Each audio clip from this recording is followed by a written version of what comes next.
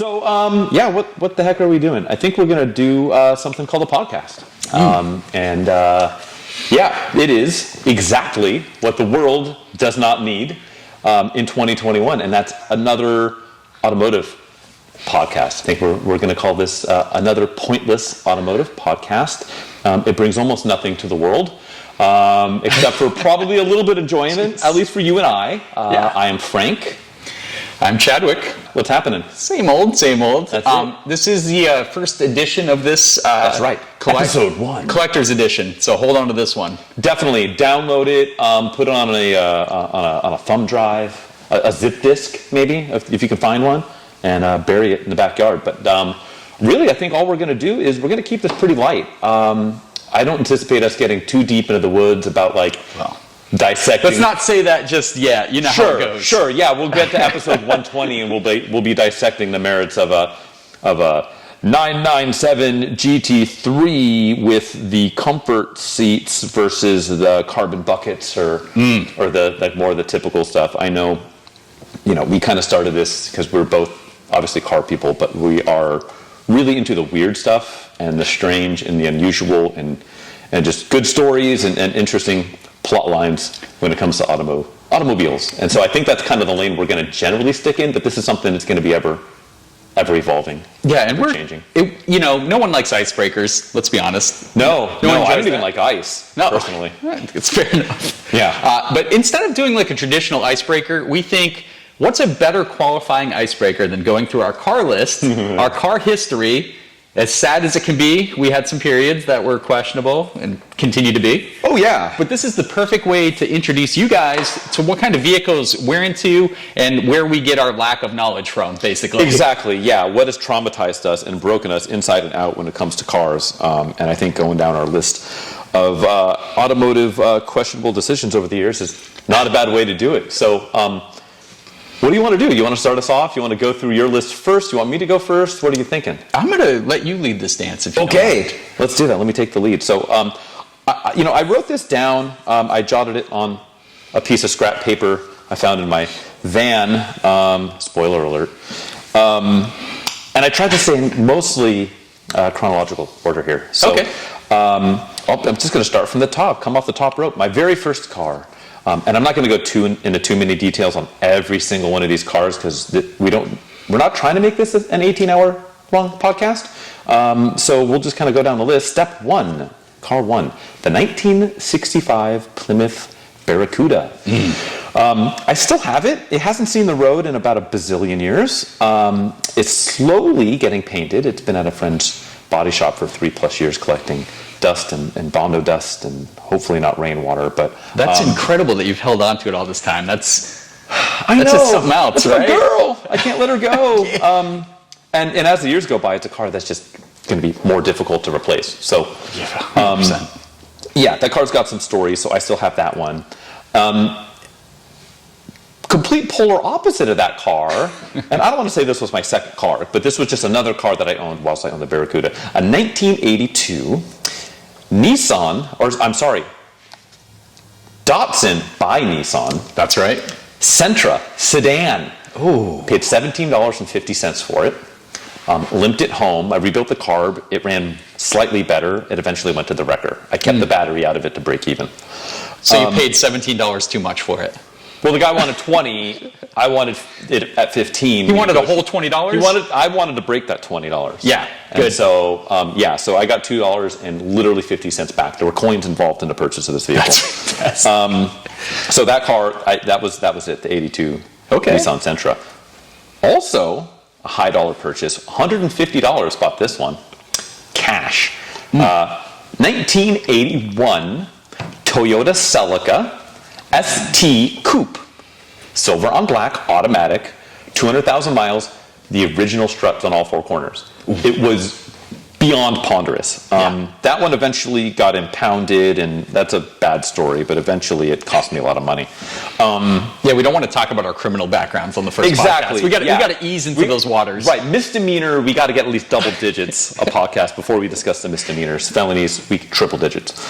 Statute of limitations on this too. He said, of course, this was a long time ago. Yeah, that was in Mexico, 2001. So we're 20 years out. I think we're good. We're good. Followed by, I had a Toyota period. Then I had an '89 4Runner.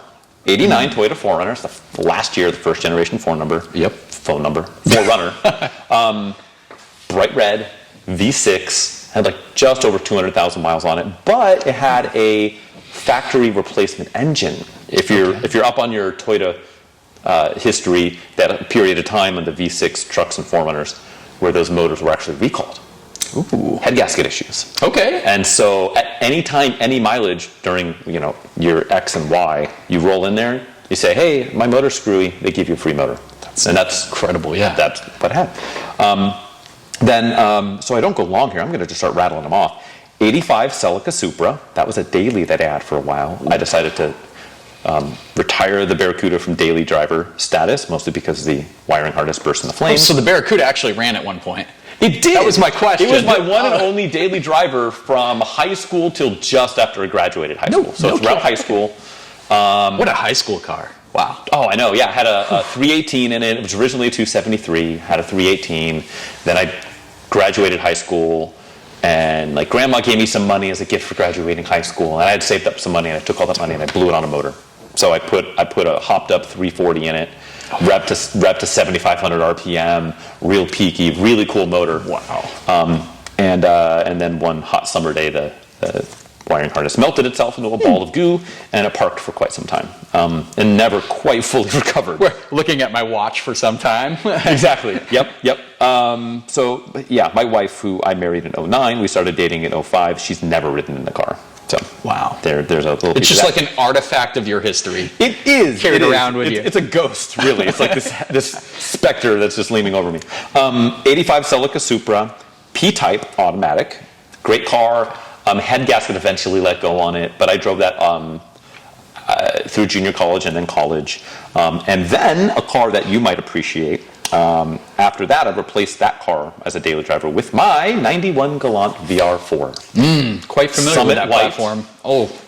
It was number 426 of 2000. Ooh, low number. I put about 5,000 miles on it, then a timing belt let go on it. So it was no longer a daily driver. I'll get to that story in a minute. Between here and there, on the side, I had a '67 Barracuda, notchback, slant six car. Bought it cheap, fixed it up, sold it, made a little bit of beer money. This was when I was in college. What did your original Barracuda think about this? I don't know if it knew. They never crossed paths because the Barracuda was at my parents' house in Pleasant Hill, where I grew up. But I was away at college, and so I found it in my college town. It was my college. I had the main girl at home. You had a Barracuda affair on your Barracuda. I did, yeah. And then I went to college and I sold my wild oats, and I got another car and I brought it home and it stayed there for a little bit. But it got kicked out of bed. I eventually sold it. And then post-Galant daily became the '98 Integra GS sedan, 5-speed. Okay. It was actually my mom's car. She was replacing it with a certain 2006 Honda S2000, which she still owns. Heard of never those? drives. Wow. It's going to be probably my son's car eventually, the S2000. But the Integra I had, dark blue, cloth interior, great daily driver. Eventually sold it because I'm foolish. But it was a good car. I sold it with just under 100,000 miles on it. Then I had a 1990 Ford Bronco, Eddie Bauer. It was the dark blue peanut butter two-tone. Oh, gorgeous. With the little trees stitched in the back of the seats and all that. I owned that car for all of a month. I actually got it because I traded the broken Galant for it. So I traded the broken Galant. In exchange, I got this Bronco, which I then sold for $2,900. So I got my money back out of it. In between here and there, I also had yet another Celica Supra, another '85, automatic, unfortunately, black over gray cloth. Okay. I then also picked up another '67 Plymouth, but a Belvedere, not a Barracuda. Small block, bought it for like $3,000 in San Jose, drove it home back up to Rohnert Park. I eventually sold that to some dude who flew out from the Midwest for like $6,000. He showed up in cash with his 12-year-old son, and they drove it like 2,200 miles home. That's amazing. I had an '83 Toyota Tercel 4x4 wagon. What are your thoughts on the Tercel 4x4 wagon? I think everyone's owned a Tercel at some point in their life, and we're not usually... At least a Corolla. I mean, and you had the wagon. Was it a manual? It was a manual. Oh, boy. with the weird, not a 6-speed, but a 6-speed manual, which Gotcha. what happened was if you put it in a 4-wheel drive, it then unlocked an extra low first gear for like a crawler gear, Right. but only functioned in 4. So it was a 5-speed in 2, and then it was like a -1 gear that you access once you put it in 4. Interesting. I'm going to ask for pardon because I'm not super familiar with the Tercel lineup at the time, but I remember no one is. But continue. as no one should be. Right. But the all-track Camrys and Corollas at the time had the switch to switch from all-wheel drive to front-wheel drive, right? There was a button. I remember. You know what? I don't know. I think maybe the Corolla was selectable, but the Camry I think was a full-time all-wheel drive setup. Are you sure? Because I remember the all-track designation being a button. I'm pretty sure. I could. Again, this is a very gray area, so we probably need to do some research. In the comments, react. Yeah, someone will Somebody angrily needs to corner us and be like, well, actually, on the Here's a between photo of my 83 all-track. and 86. Yeah.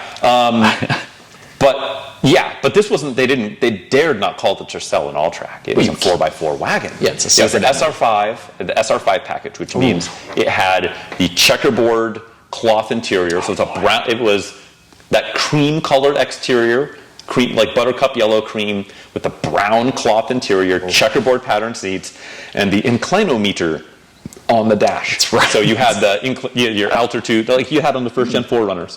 So, but on the Intercell form. And then it had a whole thing on the side where if you put it in 4-wheel drive, it would light up. And it would be like, it would show like a diagram of like all 4 wheels being lit up. That's like, now you're in 4-wheel drive. Welcome to off-roading in your 63 horsepower when new Tercel 4x4. Did it have a light that said check rust when you started it up too? I just remember those things completely rotting out. Yeah, too. 80s, 70s, 80s Toyota products were like profoundly rusty at all times. the pickup If we're trucks seeing stuff especially. rust out here in Northern California, just imagine in like Rust Belt, Ohio, like they just didn't exist. What were they called? don't exist I know now. they were like the Hilux, and then it was the Toyota pickup here, and there was the T1. I want to say T1000, but I think I'm mixing my Terminator That's references. Terminator. Yeah, that's when Skynet became self-aware. Okay. Pre-Skynet self-aware was the T100. You know what's and funny? that was a different whole different truck. Skynet, in its infinite wisdom, couldn't solve rust. No, it's the cancer of automobiles and apparently futuristic robots. But yeah, so the T100 was a different. I don't want to go on a T100. Let's go with Side 1000. note. The T1000, yeah, the T1000 side note. Hino actually built those trucks for Toyota, and then they put Toyota drivetrain in. That's right. So like the old Hino trucks, yeah. So that's a whole different animal. So yeah, it was just Toyota pickup forever, except for like the '60s. You get the Toyota Stout in like the late '60s, early '70s. Anywho, a real car. I actually owned a real car once upon a time. A 2002 Subaru WRX sedan, manual. Brilliant car. I put like 65, almost 70,000 miles on that car in the course of like 2.5 years. Wow. What color was it? Daily driver, silver. Silver. I did a Cobb access port on it. As one does. Otherwise, it was stock, with the exception of I put 06, 07 WRX wheels on it. So instead of the 16s, the factory 16s, it was a 17. It was like a 9-spoke wheel. It was a good upgrade. But great car. Solid car. Really, really good car. I think the only thing I ever did on it was timing belt, water pump, and I put a radiator blew out at like 120. It was just split in the plastic, not a big deal. Put a radiator in it, standard stuff. That was it. Guess what I also owned again? Oh, and I just had a realization. I missed one of these. How dare you? I know. I'll add it in, trying to do it chronologically later. Another 85 Toyota Celica Supra. I bought this one for $400. It was brilliant. Red, 5-speed, this one. Oh, red. Now we're talking. Gray leather. Probably the most desirable combo for that car. Every option. It was the gray leather, P-type, 5-speed manual. Just under 200,000 miles. I bought it because I had a bad head. $400. The place I worked at the time, this is still in college, they had like a warehouse and had a whole bunch of space in the corner. So I parked it, I pulled the head off, I had it rebuilt, I put it all back together. It ran, I immediately sold it before some of my handiwork had a chance to go sideways. Right. So I think I sold it for like $3,500. I also then owned a 79 Celica Supra. That's a Mark I Supra, very first year. Really not a good car. I mean, this was a good example, but it was not a good car. Your Celica Supra history. Oh, it's profound. Don't they call this the cycle of abuse? Isn't that what Sort that's of. like?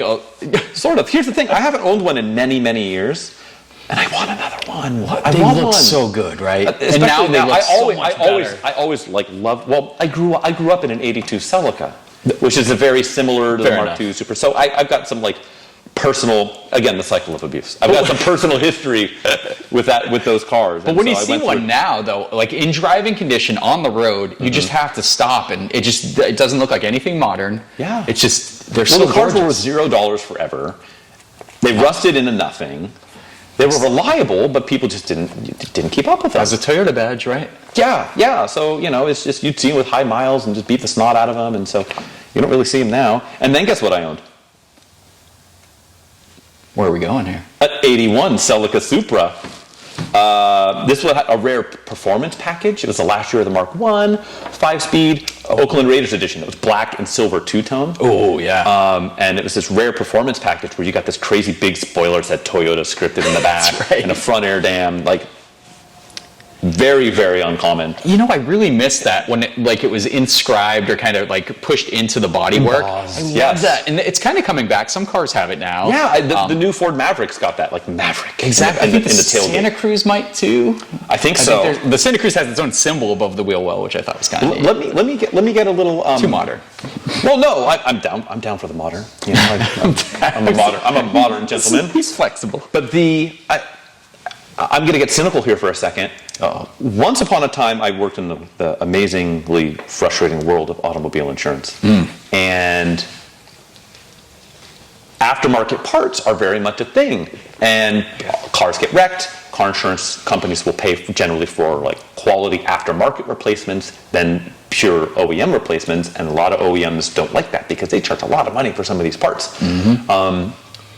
Headlights, taillights, tailgates, bumper covers. Those are things that are commonly replaced. And if you start getting close, a lot of the more modern stuff, you'll have like a modern Mercedes. It'll have a little Mercedes logo inside the headlamp. Or you'll have a copyrighted Ford or Tundra or Maverick embossed in the tailgates that get stolen constantly. Those are copyrighted things. So aftermarket companies can't make them. That's right. So they started putting these little Easter eggs in different things, Jeep with the Jeep crawling up the windshield. Oh, that's so fun. They put that in there because they're fun. No, they put that in there because insurance companies have to replace it with something like, and an aftermarket company can't mark off a copyrighted Jeep grill in the corner. So let that be your lesson. That's good. That's for the great. day. Yeah, I didn't know that. I think that's why you see a lot of that coming back. It's not because they're like trying to do a callback to the 80s. It's because they want to make money. They want to get paid for their parts, and those are parts that are frequently damaged or stolen. They want the piece of that pie, and so they're starting to put their name or their logos pressed into things, and so there you go. So you're saying all those HKS parts I bought on eBay back in the day for steel might not be real? They might not be. I don't know. Your HKS Mega Dirt Flow from like 1997. Just saying. I don't know. Then back to cheating on some of my automotive things. Oh gosh. 1982 280ZX 2+2 5-speed turbo. Wow. That's a weird spec, actually. It's a weird spec, silver and blue two-tone with a silver and blue two-tone leather interior. Yes, Good Lord. Silver leather. It was really cool. I bought it for $500 because I had a quote-unquote blown turbo. Long story short, I replaced a turbo, and it turns out I had a blown head gasket, and somebody had swapped out the oil with fresh oil to make it look like it didn't Way worse. do that, and then it instantly milkshaped itself after driving it like a mile around the block. Sold it to a good home. Guy put a new motor in it. It was great. 87 4Runner. I had that car that was a daily for a long time. I had that car as a daily for maybe 4 or 5 years. 87 4Runner, 22 RE, automatic. Kind of a dog, but really clean. SR5, well optioned. Reliable, white over gray cloth. Then, speaking of unreliable, I said earlier a 67 Plymouth Belvedere. I also had another 67 Plymouth Belvedere. Good car. I paid $5,000 for it. 413 big block that the guy built. He pulled it out of a motorhome and put it in here. So I had this heavy-duty commercial block, like 8-to-1 compression. You can run it on anything. Not a high-performance build, but it was a good, strong-running car. Then I had an 84 BMW 633 CSI Coupe, silver, over blue leather, and a 5-speed manual, which is kind of not super uncommon. The early ones, there were a lot more manuals than the later ones. Speaking of a later one, a car I owned for a week and sold it back to a guy under duress. A 1985 635 CSI, automatic, white, black leather, 850 rims on it. So the BMW 850s that had like that almost throwing star looking wheel pattern, had those wheels on it. I pulled it out of a tow yard where it was impounded, and I bought it on a lien. And that's a whole story for another day. I mean, I'm not going to go through the nitty-gritty right now, but I eventually sold it. It went back to its original home. It's a whole thing. 2004 Audi, I'm getting more modern. 2004 Audi S4. So Tiptronic sedan, black over black. I paid, there's a story with that car too I'm not going to get into, but that's the V8, that's the 4.2 V8. Right after the 2.7 twin turbo, and before they, what did they go after that? They went a supercharged V6. That's like right. A 3-liter, I believe. That's right. Which they badged a 3-liter T because people understood turbo, they didn't understand an S for supercharger, so they put the T to like sell cars, but just kidding, it's supercharged. Before all of that nonsense, 4.2 V8, those are the ones with the timing chains that eat themselves. I bought it. I ended up trading it for body work on, going back on my list, car number 1, the Barracuda. So I traded it for like $4,000 in labor for paint and body work on that car. Nice. I also then briefly owned an 07 Audi A4, a 2-liter turbo automatic. I bought it and flipped it. It was a good car, nothing crazy. Another one I flipped, what was way more interesting, right about that same time, a 91 Saab 900. Convertible. Have you ever messed with one of those? Have you ever played in the kingdom of Saab? I have definitely cannonballed. Real Saab. Well, that's debatable, right? Because like, are you talking like post total GM? Pre-GM Saab. It doesn't get better after that. It gets. I'll be honest. Debatable. With you. Yeah. It's debatable. I don't think it does, but not too well. No. I love how they look. Yeah. Unmistakable. Odd duck. Yeah. It's a good car. The synchros were absolutely blown out of second gear, which apparently is common on those. But it was a black over tan, one owner car. I paid $1,500 for it, convertible. Okay. Very clean.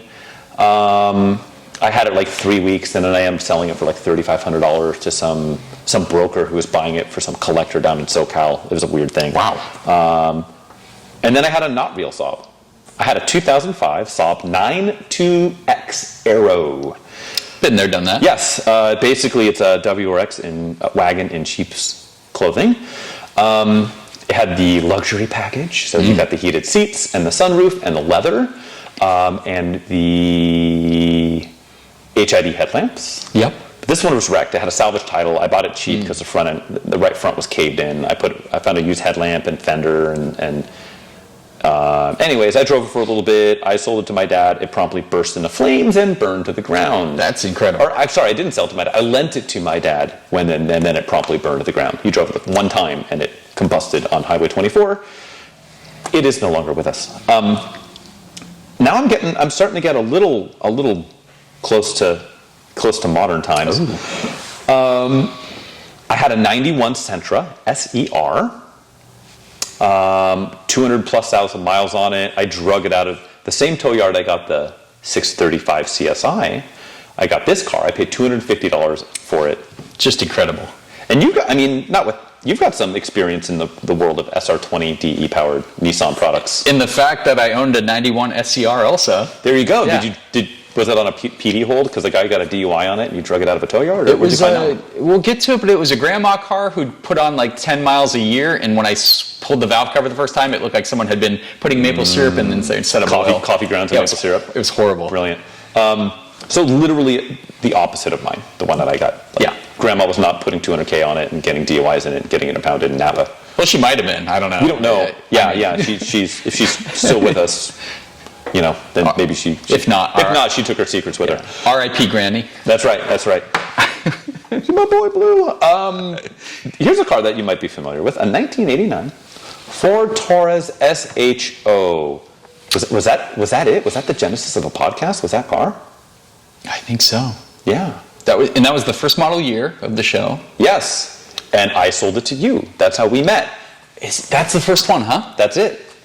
I put that car on Craigslist or whatever, Because I bought it, I did a tiny bit of work to it, tires and fluids and some ticky-tack stuff. It was about to go to literally pick and pull. It was about to get crushed into a cube, and I couldn't let it happen. So I bought it for peanuts. Bought the DMV on some things to get it registered, got it figured out, and then put it for sale. And then this guy with a beard showed up, saying how he had this YouTube channel and going on about it and trying to buy it off of me for peanuts. Yeah. It was a fair deal, I think. I think it was a very fair deal. It was fair all around. I made my money back and just a little bit of beer money. And then you ended up with a pretty cool car, right? Yeah. In like every other project I've ever done, I've gone all the way overboard on it. And completely really fixed it up. Completely over your skis on it. Like, I want to be honest, the SHO is one of those cars that's still critically like underpriced. Sure. Like, you can still find them for garbage. Not the easiest platform to work on, I'll be honest. A lot of shops are super scared by that Yamaha engine, and it's not that bad. Like, I did timing belt, water pump, valve, lash adjustment. I did a lot to that car. It needed a lot of body work, but yeah, it was a fantastic example. And long story short, it went to a car collection in another state. So what is it doing right now? It's probably sitting there looking pretty. Probably. Probably. You know, when I think first gen Taurus, I think pretty. But that car actually put it together okay, right? When I was done with it, it was gorgeous. That's a really cool, what do they call it, titanium, or what do they call that color? Yeah, and it fresh paint, and it was cleaned up. I even cleaned the original rims up. The interior was like a 9 out of 10. Yeah. Took it to a Radwood, did really well there. Yep. Got a lot of attention. But yeah, I think that was our genesis, how we met. That was it. That was the beginning of this whole dog and pony show that we're about ready to dive into. And now I'm getting almost to current stuff now. Because then after that, I had the 92 Geo Metro convertible. Oh, what a gem. Oh, yeah, an absolute thing of beauty. That was the one, homie Doug DeMiro, I met up with him. He did a review video of it. Speaking of podcasts, him and Matt Farah actually talked about that car on his podcast. Is that right? Tire. Yeah, it came up. To be fair, it has to be one of the finest examples still on the road. It has to be. It has to. You know, I did see a super, super clean one go for sale on, I think, maybe Sotheby's. I think RM Sotheby's ran one. But it was an automatic. It was cleaner, but it was auto. And it brought, I think, similar money. Actually, a little bit less. I think it brought like $4,000. Mine sold for, $5,200, I think, for it? $5,500, something like that? Boy, I think it was 57. It might have been 57. Yeah, it was incredible. Like, I was completely shocked. What was the MSRP of that car? I think probably 57. No, I think it was. I mean, it was under 10 grand. I think it was like eight grand or something like that for the convertible. You paid like a $1,200 premium for the drop top. But with inflation, you know, it's obviously more than that now. Yes. But still, I mean, without a manual, I don't think I'd enjoy that car nearly as much. Oh, well, the automatic was a 3-speed. Right. The 5-speed wasn't like, you know, the best thing in the world, but just it wasn't. The gears were crunchy. Any car with a third pedal is so much more fun. So much more fun. And to think about, like, if you lose 5 horsepower parasitic loss on that car, that's 10%. Yeah, it's bad. So not only do you probably lose like an additional 10% of the power of that car, you're spacing it over 3 gears instead of 5. True. And it's just, I've never driven one in an automatic. I imagine it can't be anything other than disastrous. A weight penalty with the automatic also, right? Possibly. Yeah, we should not be buying automatic Metros, I think. No, just avoid them. Note to self. The next time I buy an early 90s 3-cylinder Metro. And then I had this is relatively recent. I'm probably mildly out of order, but I want to save the stuff I currently own until the very end. Barracuda aside. The 05 Pontiac 5 GT, a car that you've got a little bit of wheel time behind. Yeah, absolutely.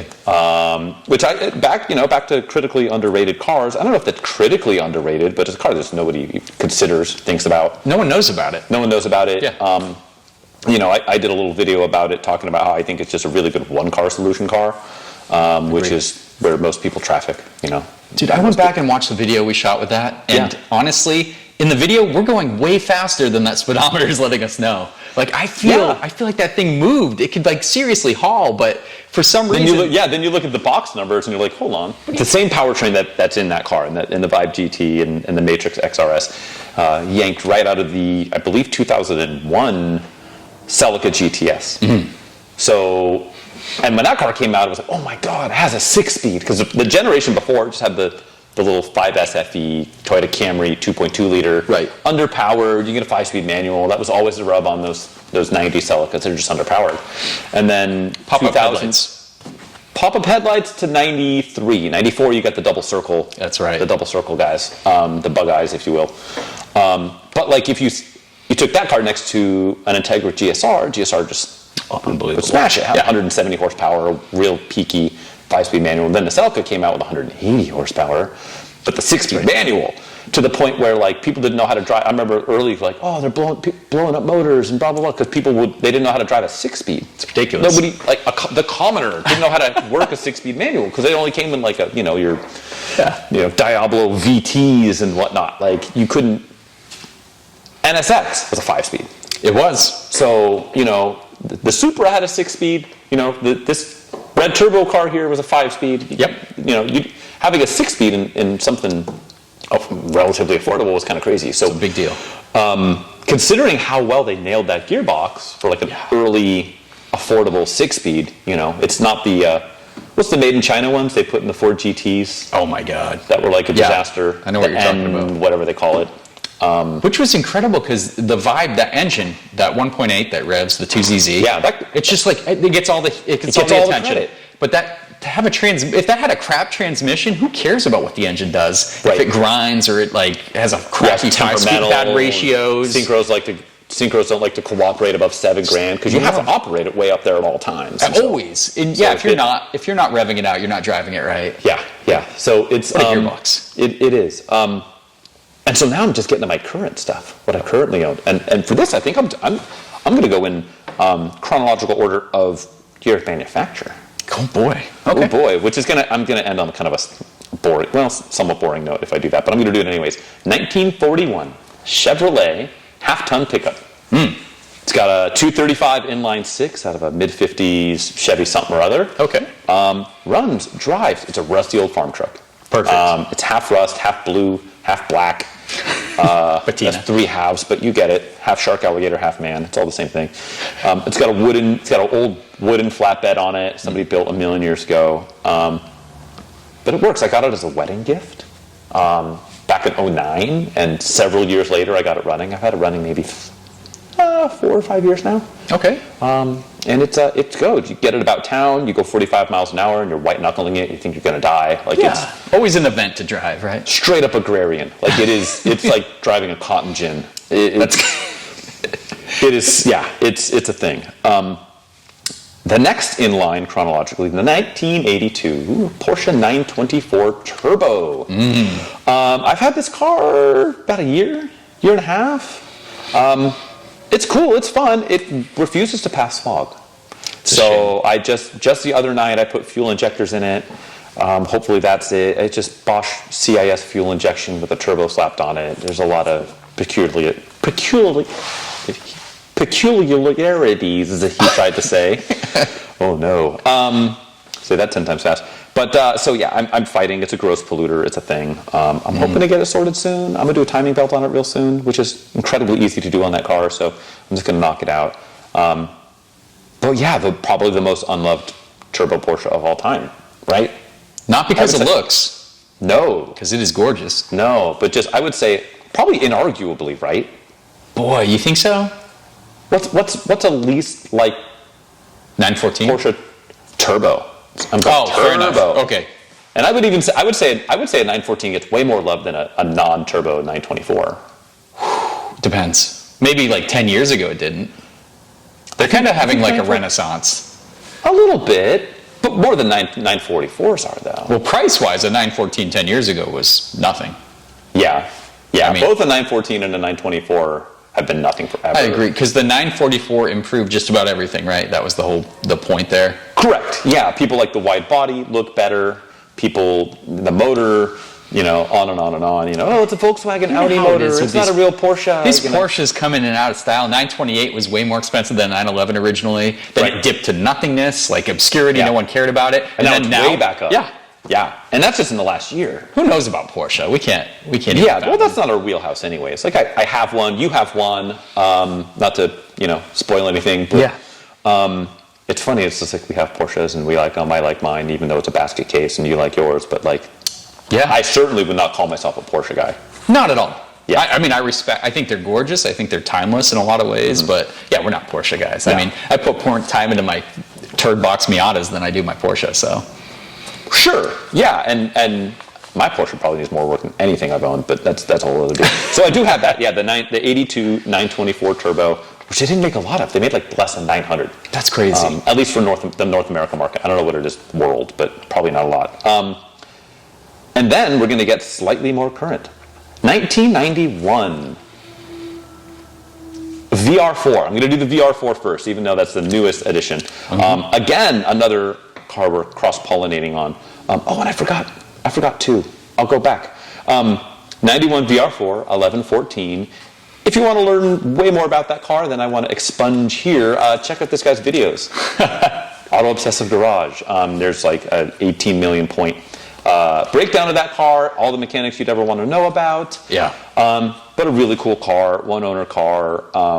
I had it but didn't have it, but brokered the sale from me to you, from a client of mine, and then you had it, and then I bought it back, and now it's mine, and we're going to have to do some work on it. It's a thing, but it's great, it's brilliant, it's really cool, it's Belize green. It's a phenomenal example, and Galant VR4s are always a project. Like, even when you get Sure. it perfectly running, you will fix stuff every Yes. once in a while. Every The time you lore of drive it. DSM. Yeah, Yeah. exactly. But yeah, what an example, and that one has an awesome history. We should probably go into depth on that sometime. Yeah, like I think we just need to have like a DSM day at some point. Oh. That's going to be Too easy. That's going to be part of the deal. So I've got that car. Two I forgot, I realized. Guess what I forgot? You're not going to believe. Was it your other Galant VR4? No, we went over that. Wait, It was you've number had two. 426. Sorry, I thought you had three. No, I just had the one, and now I forgot yet another Celica Supra. Oh my God. Surprise! The most recent one that I've owned. I bought it. My brother lived in Oregon at the time. Yeah. I flew up into Portland. This was boy. on the coast in I don't remember where. I flew into town. I rented a car. I drove to my brother's. We then drove an hour and a half south on the coast. I picked it up. It's 83 Celica Supra, L type, so no fender flares, had the smaller wheels, had the velour, crushed velour interior. It was a burnt orange interior with a burnt orange exterior. Wow. Digital dash, which was brilliant. It had just over 100,000 miles. I bought it for, I think, $2,500, $2,300, something like that. Drove it home from all the way down from Portland down home. Drove great. Wow. And then California smog happened. And it hadn't passed smog in forever because it was always in Oregon. And it needed a bunch of things that I didn't care to get into. So I eventually sold it for like $3,000. It paid for my trip to go hang out with my brother. We watched the Super Bowl. It was a good time. So I had forgotten about that car. I also forgot about a 1990, even though I only own half of it, a 1990 BMW 325, which is out there. That's right. It's under your stewardship at the moment. Almost got my dirty wrenches on it. Yeah. I know. That's you have to hold tight. We got to get parts. Oh, We got to get parts. Actually, we don't. We probably got to pull it apart a little bit first. Anyways, that's a one owner E30 1990 325i sedan, bronzite gold over natural tan interior. Really kind of it needs some love, but it's not too bad. It's a sweetheart of a little car. Yep. And that's going to be a whole partnership on this one, so that'll be cool. We'll probably there's going to be updates on that one. Oh, tons of them. On future episodes. Stay tuned. Which I'm already making the bold statement. There will be future episodes, darn it. Back to 1991. Subaru Sambar. Diaz, I believe it's pronounced. JDM K-Van. Have you ever spent any time in a K car? Have you driven a K car before? I have not, no. Okay, which is not surprising. I mean, who just like casually drives K cars? Nobody. Right. It's an absolute riot. It's profoundly slow. It's very dangerous. But it's so much fun to just drive around town. I've got plans for that car. I'm going to do some stuff. Long story short is I'm turning it into a 1990s themed photo booth for weddings and events and fun stuff. It's so skinny you can drive it into buildings. Pogs for business cards. The whole full 1990s aesthetic. It's going to be dope. So I have that. It's a runner, driver, 5-speed manual, selectable 4-wheel drive with a low range, extra low range first, much like that Tercel 4x4. Yep. Really cool. And then probably maybe the most boring on the list, but not that boring. '05 Toyota Sienna, all-wheel drive. That's my current daily, with a 3.5-inch suspension lift. BFG KO2s on it, 29.5 inches. So all told, it's probably got like 5 inches of lift. Oh yeah.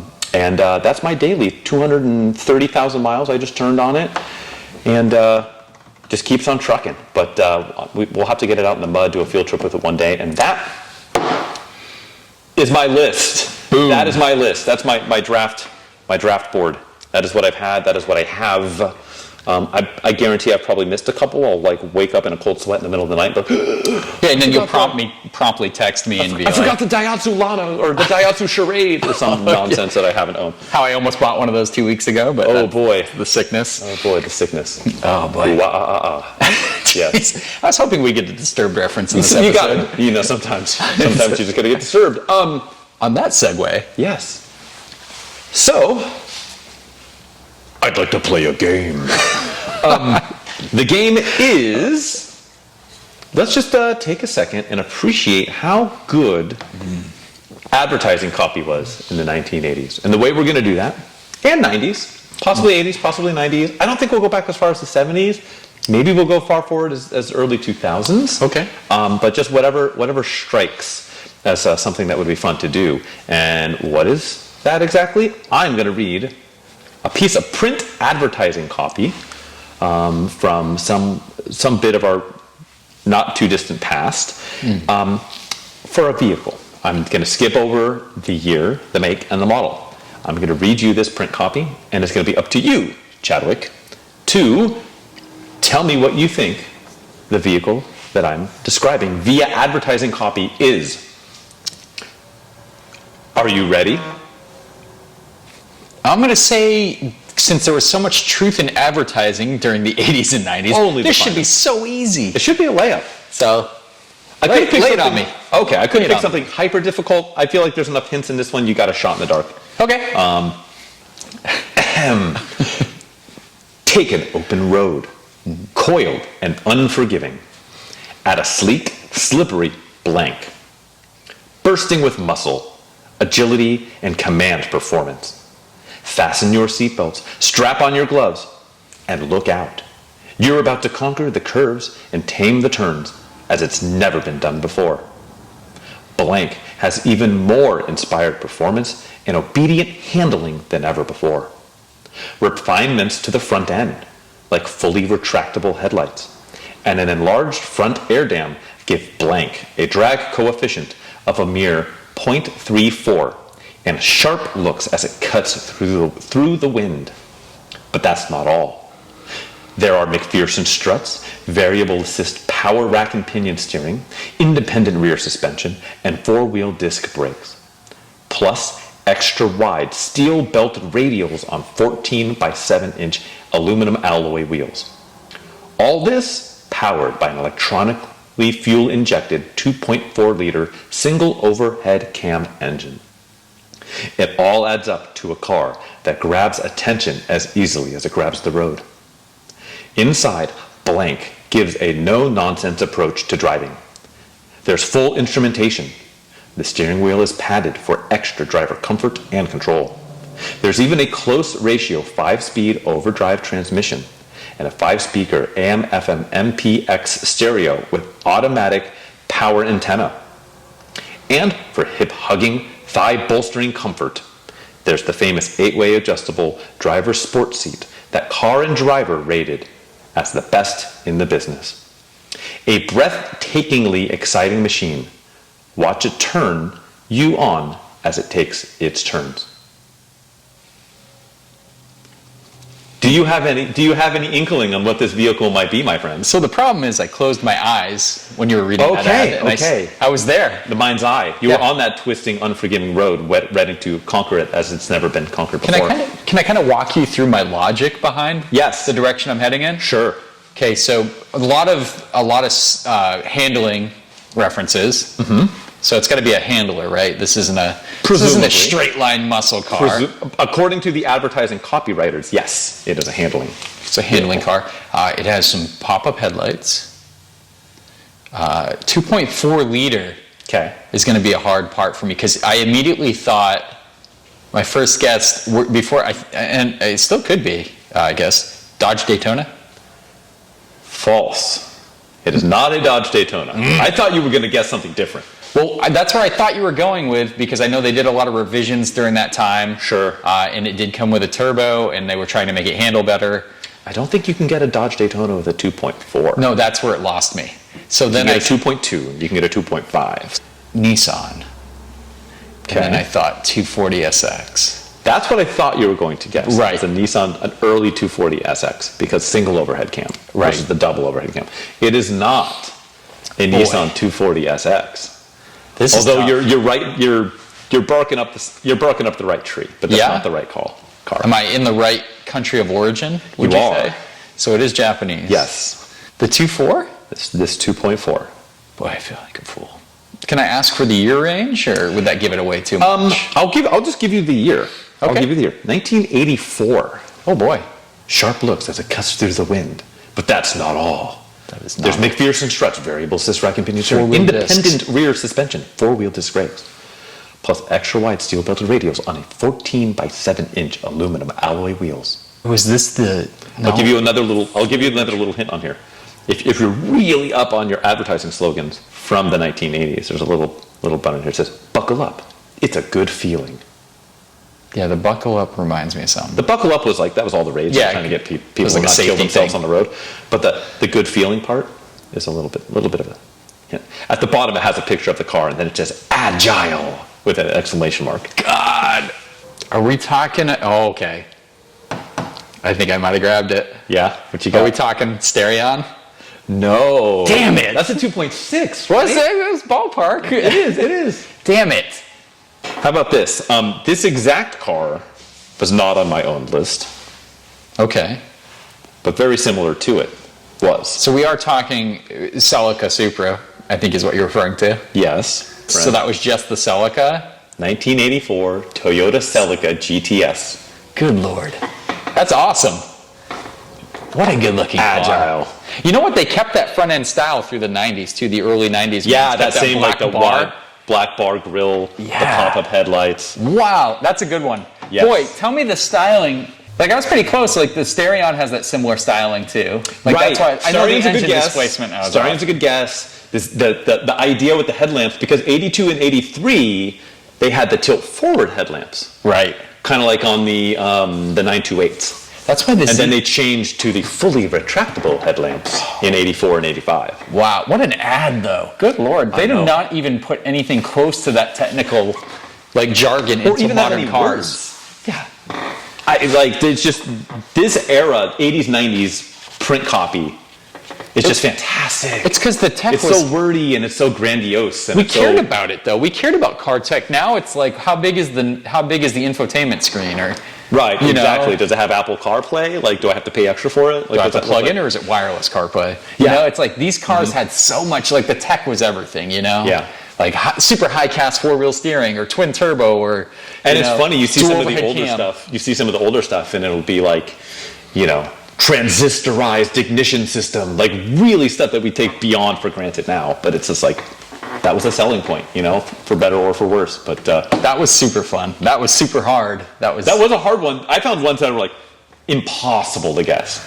Like just flat out impossible. Like Some of mention it- no specs or anything. It's just like some that just weren't even hitting the mark on what the vehicle actually was. It was like completely BS, right? It's like, Right. how did you get that? What? yeah. So that was a good one. It was tough, but I think not impossible to guess. Some of them I looked at were I feel impossible. like I failed, but not miserably, because I ballparked it. Like I was You were hitting pretty the right close. vehicle Yes. types. Yes. And you know what? This is episode 1. By the time we're at episode 277, you're going to be just hitting these out of the park, right? Oh, I hope so. Or vice versa. Maybe you'll ask me some. We'll flip the script every now and then. Yeah, I think I'll line some good ones up for you, knowing what you came at me with today.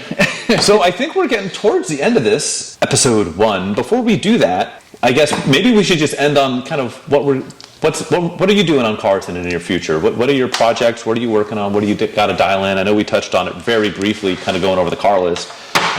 What the heck's going on? And this thing's up in the air. Yeah, we got a Miata right behind us.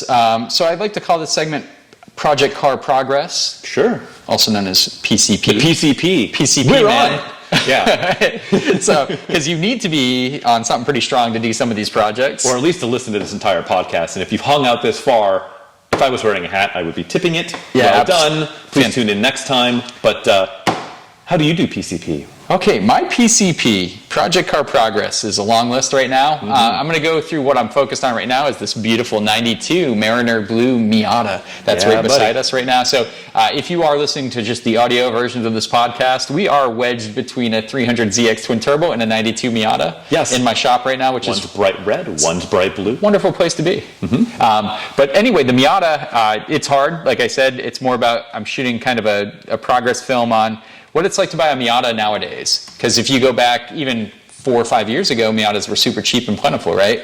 Nowadays, they are super hard to find clean ones, especially if you want an NA. But anyway, it's on a lift right now. It's on my scissor lift. It is completely disassembled from a suspension perspective. I'm replacing upper control arms. I mean, what else? Outer tie rods, everything. Everything's being replaced. Sway bar end links. It was just worn out. It has 230,000 miles, so thorough restoration on the suspension, all new parts.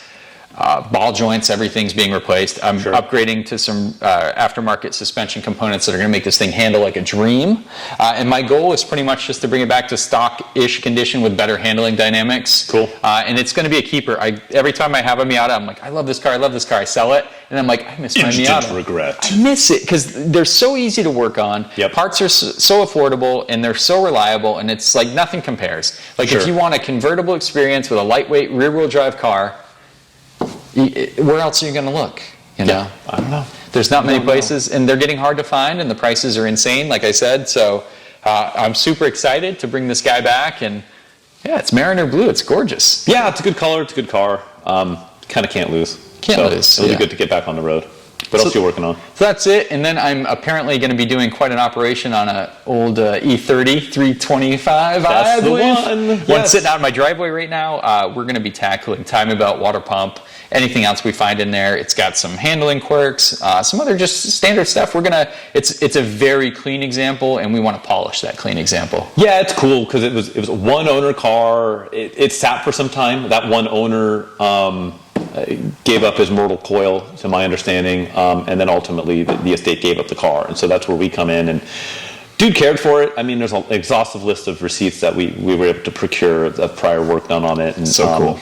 And so it'll be good to get it back on the road because it's like finding an honest, not beat down one owner 5-speed E30 is kind of hen's teeth at this point. So that'll be a cool car, and it doesn't need a ton, but to get it where it needs to be, where it should be, kind of honor the car and do right by it. It's going to need some deferred maintenance and just getting it out of mothballs from sitting for so long. It is, and we want to return these things to the road. I think E30 BMWs are like super enthusiast versions. Everybody loves these things. They're so hard to find like good ones. Like we spoke about, like interiors are usually tattered.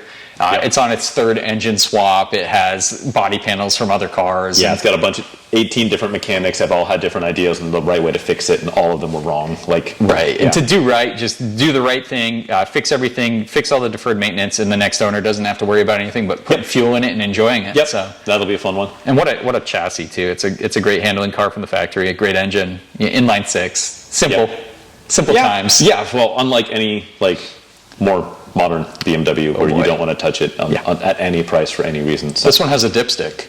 It does. That's all I'm going to say. It does. You don't have to go through the iDrive system to figure out your oil level and then just put a pistol in your mouth in the back seat. Is that pretty much all you're up to as far as what you're doing with the project car stuff? Everything else is just collecting dust until that's done. Is that the plan? That's basically it. I can really only focus on one at a time. So as soon as this Miata, I'm probably going to wait for the interior stuff to do after the BMW. So once I get the suspension thrown on here, which should be any time now, we'll be good to just shuffle that in. Only one person, one car at a time. I try to do that. When I start to do too many projects at once, I lose track of where I left off. Yeah, you just end up with a whole bunch of half-baked stuff. Oh, it's bad. I got a dry erase board with it just looks like the scribblings of a mad scientist at some point. It's like, Exactly. It's like, why is red rum written on here? Yeah. It's really scribbly.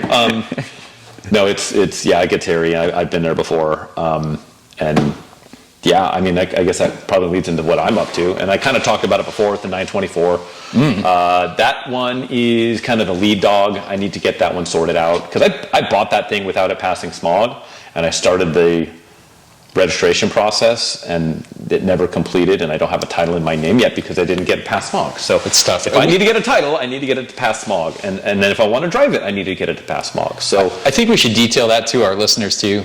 We are from Northern California, so smog is a big deal out here. I know in a lot of places, listeners, if you're from another state where there isn't smog, you're probably like, what's the hassle? But the fact, it's two things, right? So it's really hard to get our cars to pass smog and to keep these older cars on the road. That's one of the biggest challenges, actually, is passing smog. But also, we went down a crazy list of cars, each of us. Right. How many of these cars were challenging to keep like within the smog tolerances, right? I mean, these are cars that barely pass new. Let alone if you want to modify any of them, you know, like that's a whole different, that's a whole different ball of wax. So that's job one. Is get that thing sorted out. So I just did the injectors. I'm gonna do the timing belt just while I've got like the charge pipe pulled off it. I got some of the other stuff pulled off it. I'm hoping the injectors is enough, but I'm gonna go back through and quadruple check all my vacuum leaks. That Bosch CIS stuff is really vacuum leak sensitive because it's all pressure based, and the moment you start getting vacuum leaks in there and some unmetered air, it's game set match. So I'm gonna go back through, make sure that's all done, put it back together, see how it drives, and then go from there. If it falls on its face again, then I'll probably pull out the warm-up regulator, get that rebuilt, and just see what it does. But I'm going to start with the injectors. And hopefully that's it. Injector, timing belt, and then I'm off to the races. And so once that's out, 11:14 rolls into the garage, fish the turbo out of it, or at the very least, just quadruple check all the oil in and the oil out. Quadruple check the PCV, just make sure some of the stuff that you had already addressed hasn't, for whatever reason, just decided to go to pot. You know, sometimes that happens, but you know, I don't, you know, I've plenty of times but I just put that part in, it's brand new, I've only put 100 miles on it, and it fails. Yep, happens. And it's just happened. So I'm hoping that's not the turbo. If it is, if it's just the oil seal, it's not the end of the world. I just got to fish it out, which isn't too terrible to do. So it'll need some love. I just got to get. I got to make room for it in the garage, so that means move the Porsche. So that's what I'm going to do, and then I've got to build a photo booth. So that's a whole other ball of wax. That's a different kind of project. That's more of a photography project, and then it is a car project. But that's what I'm chewing on. Maybe I'll get some of that done this weekend, and that's how I'm doing PCP. That's my project car. You know where I'm at with all that. So.